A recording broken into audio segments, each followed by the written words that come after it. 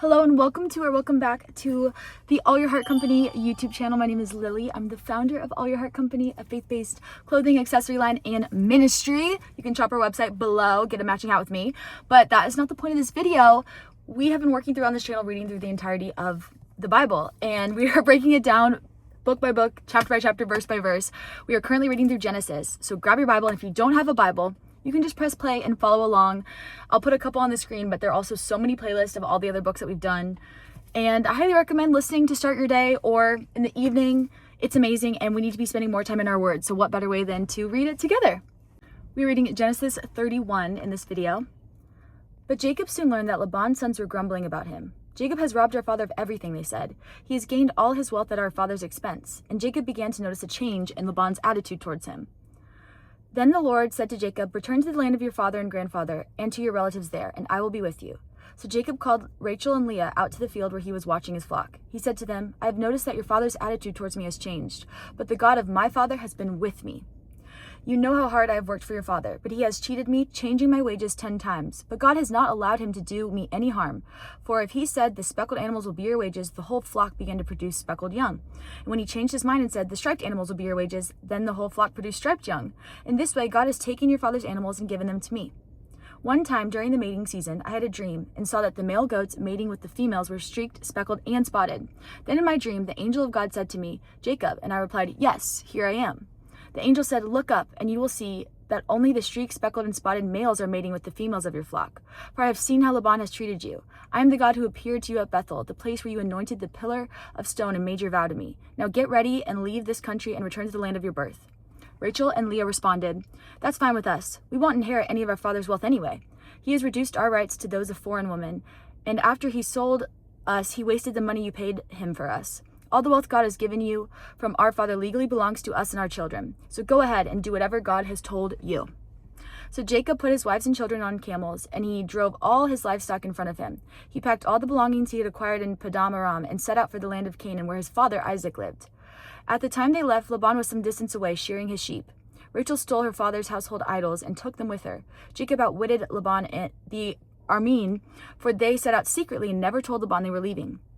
So Jacob took all his possessions with him and crossed the Euphrates River, heading for the hill country of Gilead. 3 days later, Laban was told that Jacob had fled. So he gathered a group of his relatives and set out in hot pursuit. He caught up with Jacob 7 days later in the hill country of Gilead. But the previous night, God had appeared to Laban, the Aramean, in a dream and told him, "I'm warning you, leave Jacob alone." Laban caught up with Jacob as he was camped in the hill country of Gilead, and he set up his camp not far from Jacob's. "What do you mean by deceiving me like this?" Laban demanded. "How dare you drag my daughters away like prisoners of war? Why did you slip away secretly? Why did you deceive me? And why didn't you say you wanted to leave? I would have given you a farewell feast with singing and music, accompanied by tambourines and harps. Why didn't you let me kiss my daughters and grandchildren and tell them goodbye? You've acted very foolishly. I could destroy you, but the God of your father appeared to me last night and warned me, 'Leave Jacob alone.' I can understand your feeling that you must go and your intense longing for your father's home, but why have you stolen my gods?" "I rushed away because I was afraid," Jacob answered. "I thought you would take your daughters from me by force. But as for your gods, see if you can find them, and let the person who has taken them die. And if you find anything else that belongs to you, identify it before all these relatives of ours, and I will give it back." But Jacob did not know that Rachel had stolen the household idols.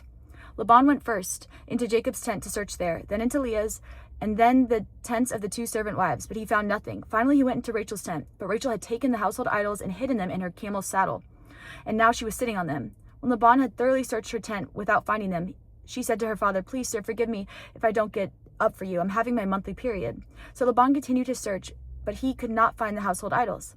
Then Jacob became very angry, and he challenged Laban. "What's my crime?" he demanded. "What have I done wrong to make you chase after me as though I were a criminal?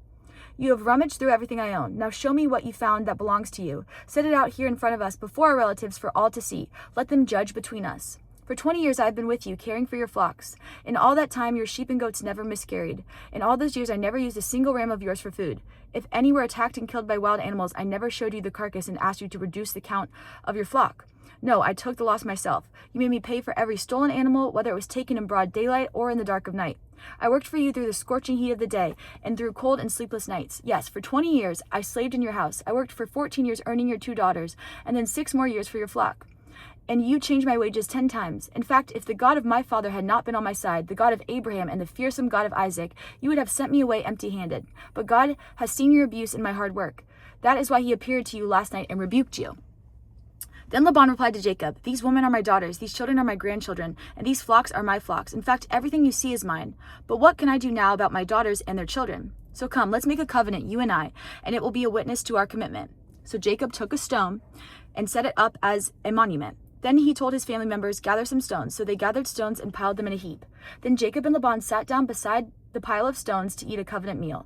To commemorate the event, Laban called the place Jagarshida, which means witness pile in Aramaic, and Jacob called it Galid, which means witness pile in Hebrew. Then Laban declared, "This pile of stones will stand as a witness to remind us of the covenant we have made today." This explains why it was called Galid, witness pile. But it was also called mitzvah, which means watchtower, for Laban said, "May the Lord keep watch between us to make sure that we keep this covenant when we are out of each other's sight. If you mistreat my daughters, or if you marry other wives, God will see it, even if no one else does. He is a witness to this covenant between us." "See this pile of stones," Laban continued, "and see this monument I have set between us? They stand between us as witnesses of our vows. I will never pass this pile of stones to harm you, and you must never pass these stones or this monument to harm me. I call on the God of our ancestors, the God of your grandfather Abraham and the God of my grandfather Nahor, to serve as a judge between us." So Jacob took an oath before the fearsome God of his father Isaac to respect the boundary line. Then Jacob offered a sacrifice to God there on the mountain and invited everyone to a covenant feast. After they had eaten, they spent the night on the mountain. Laban got up early the next morning and he kissed his grandchildren and his daughters and blessed them. Then he left and returned home. Genesis chapter 31. Thank you so much for watching. Don't forget to subscribe to the channel so you don't miss any videos. And once again, you can head to allyourheartcompany.com if you want to shop. There's many collections and we're always dropping new things. I'm currently wearing the Proverbs 3:5 hat in black with white embroidery, which I love. I'm obsessed with it. I've been wearing it pretty much every day as it gets hotter because then I don't have to style my bangs. But we also have shirts and many different collections. They make great gifts. And, you know, we are walking billboards. So why not be a walking billboard for the Word of God and encourage people and plant seeds in strangers and friends and family and anybody, you know? You can also follow the official All Your Heart Company social media pages. They're linked below. You can just click, but I'll also put them on the screen. We have an Instagram, we have a TikTok, we have an X, we have a Facebook, and we have a Snapchat. We have everything. No excuse. We have everything. I've just been posting Bible verses of the day, little reminders, because if we are going to be scrolling, which, you know, who's not, I think it's important to curate our feed so that way we are keeping our eyes on Christ and seeing things that inspire us and motivate us to use all of the gifts that God has given us. Anyway, I love you all so much.